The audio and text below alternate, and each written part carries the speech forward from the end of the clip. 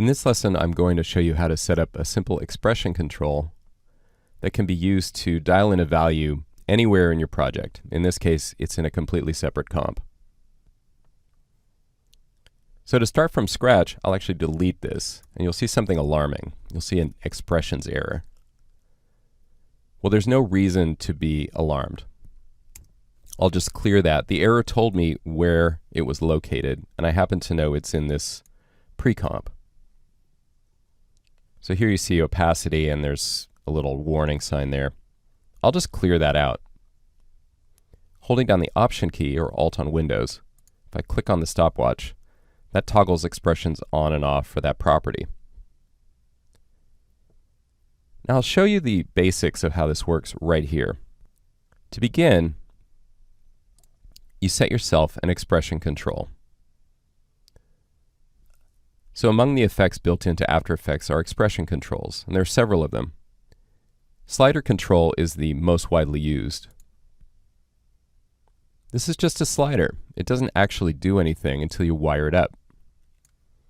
To do that, I'll again Option click on opacity and use the pick whip to drag right up to this slider.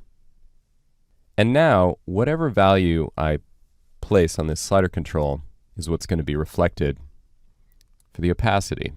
So you can see I can dial that in real time. Now you might think I can just cut and paste that effect, but in fact that breaks it again. So I'll just clear it and start over once more, back in the main comp where I actually want the control to be. Again, I'll just set a slider control. And here I can even rename it and give it a value, say 85 where I started before. Now the key to getting this linked to a separate composition is just to click the lock icon right there. When I do that, I can go to another comp and still see the effect control set to that same panel.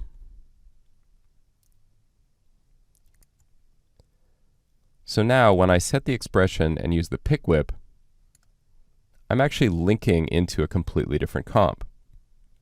So when I close this and adjust the slider, you can see that the effect is reaching right into that other comp to control the opacity. And it's really just as simple as that. Anytime you find yourself wanting to work interactively with a property, an expression slider with the pick whip can give you the means to do this in real time.